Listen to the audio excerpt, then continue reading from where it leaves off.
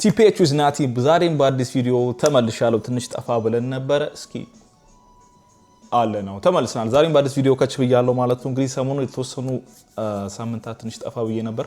ተመልሻለሁ። የተለያዩ አዳዲስ ነገሮች እንግዲህ በተለይ በቴክ ፊልድ ላይ የኒቪዲያ አዲሱ RTX ሰምታችሁት ከሆነ አንድ ቺፕ ሆኖ ራሱ ላይ GPU CPU RAM በአንድ ላይ ማለት ነው። ስለዚህ ከዚህ በኋላ እንደምታውቁት የተለያዩ AI ዘመን ነው ያለነው ባይዘው AI ዘመን ጊዜ ነው ያለነው አይደለ? እንደውም ኒቪዲያ ምን ነበር የሚታወቀው? ድሮ ኒቪዲያ የሚታወቀው ለጌሚንግ ግራፊክስን በመስራት ከዛ በኋላ ግን ከተወሰነ ጊዜ በኋላ ምን አስተውሎ ነበር?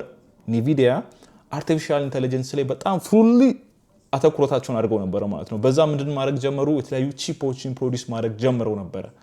ከዛም አሁን ላይ የምታውቋቸው ChatGPT፣ SpaceX፣ ቴስላ የተለያዩ በጣም ትላልቅ የሆኑ ካምፓኒዎች እንዳለ ማለት ነው ማንን ነው የሚጠቀሙት? የኒቪዲያን ቺፕ ነው የሚጠቀሙት። ይሄንን ታውቃላችሁ?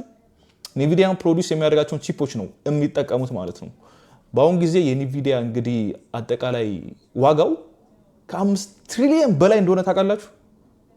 የትና የት ማለት ነው።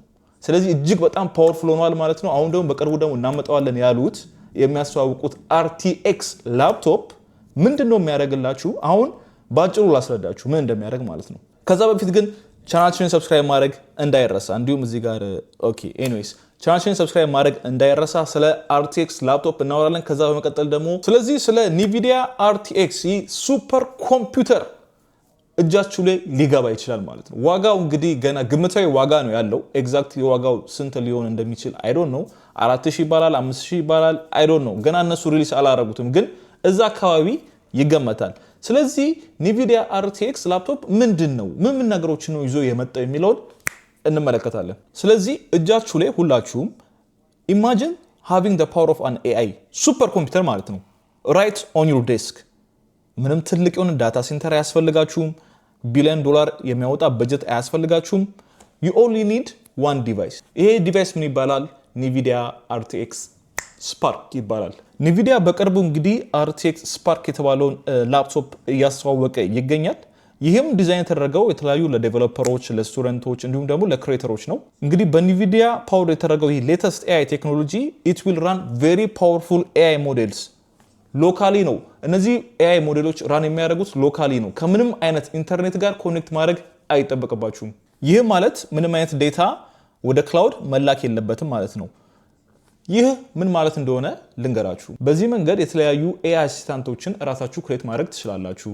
የተለያዩ ቪዲዮዎችን፣ ኢሜጆችን ጄነሬት ማድረግ ትችላላችሁ። እንዲሁም ደግሞ የተለያዩ ኤክስፐሪመንቶችን በሮቦቲክስ እና በማሽን ለርኒንግ ዙሪያ ማድረግ ትችላላችሁ ማለት ነው። ይሄ ሁላ ነገር ሀፕን የሚያደርገው is on a device ቤታችሁ ባለ ዲቫይስ ነው ይሄ ሁላ ነገር የሚደረገው ማለት ነው። ይሄ ነው ትልቁ shift because AI ለትላልቅ ካምፓኒዎች ብቻ አይደለም it should be for everyone የሚል አስተሳሰብ አለው ኒቪዲያ ማለት ነው። አሁን ጊዜ እንደምታውቁት AI እና OpenAI እና Anthropic የተለያዩ ትላልቅ AI ካምፓኒዎች ወይም ደግሞ የAI ቱሎችን ዴቨሎፕ የሚያደርጉ ካምፓኒዎች ጋር ነው AI ያለው እንጂ እያንዳንዱ ዲቫይስ ላይ ወይም ደግሞ እያንዳንዱ ላፕቶፕ ላይ አይደለም AI ያለው። ገብታችኋል አባባሌ? እናንተ የምትጠቀሙት ወይ ሰብስክራይብ አድርጋችሁ እነሱ ዴቨሎፕ ያደርጉትን አፕሊኬሽን ወይም ደግሞ AI ቱል ዳውንሎድ አድርጋችሁ የተጠቀማችሁ ያላችሁት። ነገር ግን እነዚህ ራሱ AI ሞዴሉ ላፕቶፓችሁ ላይ ቢሆንስ ያለው ገብታችኋል ሐሳቤ? ከኢንተርኔት ጋር ኮኔክት ማድረግ ሳይጠበቅባችሁ ራሱ ላፕቶፑ ራሱ within the laptop there is an AI ገብታችኋል? እንደዛ ማለት ነው። ለምንድን ነው እንደዚህ የተሰራው ወይም ደግሞ ይሄ ለምን አስፈለገ? ወሳኙ ጥያቄ እሱ ነው። ከአመታት በፊት ትላልቅ ኮምፒውተሮች ትላልቅ ፓወር ያስፈልጋችሁ ነበር። የተለያዩ አድቫንስድ ቴክኖሎጂን ለመስራት ትላልቅ በጀት፣ ትላልቅ ኮምፒውተር፣ ትላልቅ ዴታ ሳይንስ ያስፈልግ ነበር። አሁን ግን you might only need an RTX Spark። ይህ ማለት RTX Spark የተባለው ላፕቶፕ ብቻ ሊሆን ይችላል የሚያስፈልጋችሁ። and that is why ኒቪዲያ ቺፕ ሜክ ማድረግ ብቻ አቆሞ አሁን ፓወሩን ወደ ዩዘሩ ለማምጣት ያሰበው። ይህ ማለት ምን ማለት ነው? it is putting the power of AI into the hands of ordinary people። ይህ ማለት ነው AI በትላልቅ ካምፓኒዎች ብቻ አይደለም መደረግ ያለበት እያንዳንዱ ሰው AI እጁ ላይ ሊገባ ይገባል የሚል አስተሳሰብ ነው ኒቪዲያ ይዞ የመጣው ማለት ነው። ስለዚህ በቀጣይ የተለያዩ ቢግ ስታርታፕ አይዲያዎች በሚመጡበት ጊዜ ከትላልቅ ቦታ ከትላልቅ ካምፓኒዎች ወይም ደግሞ ትላልቅ ካምፓኒዎች መርጅ አድርገው የሚያመጡት ሊሆን ይችላል። ሁሉም ሰው ይሄ ዲቫይስ ወይም ደግሞ ይሄ ላፕቶፕ እጃችሁ ላይ የሚሆን ከሆነ በጣም ትልቅ ፓወርፉል ቱል እጃችሁ ላይ የሚኖራችሁ ማለት ነው። RTX Spark የኒቪዲያ አዲሱ ሱፐር ቺፕ ነው። ስፔሻል የሚያደርገውም ይሄ ፖይንት ነው። በውስጡ CPU እስከ 20 ኮር ኒቪዲያ ግሬስ ARM CPU ይህ ማለት እስከ 10 times efficiency ኮርስ እንዲሁም ደግሞ 10 high performance ኮርስ ያሉት ሲሆን በውስጡ እንዲሁም GPU ይህ ማለት የኒቪዲያን በጣም ሌተስት ብላክዌል RTX GPU ይጠቀማል።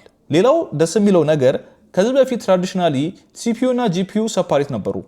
አሁን ግን RTX ሁለቱንም አንድ ላይ ነው ይዟቸው የመጣው። በዚህ ቺፕ GPUም CPUም RAMም በአንድ ቺፕ ነው የሚገኙት። ሌላው በጣም ስፔሻል የሆነው ነገር RTX Spark ከ128 GB ድረስ ዩኒፋይድ ሚሞሪ ይዞ ነው የመጣው። ይህ ማለት CPU እና GPU they use the same memory tool ወይም ደግሞ they use the same memory pool። ስለዚህ ዳታ ባክ ኤንድ ፎርስ ኮፒ መደረግ አይጠበቅበትም ማለት ነው። ሁሉም ነገር ፋስተር ይሆናል።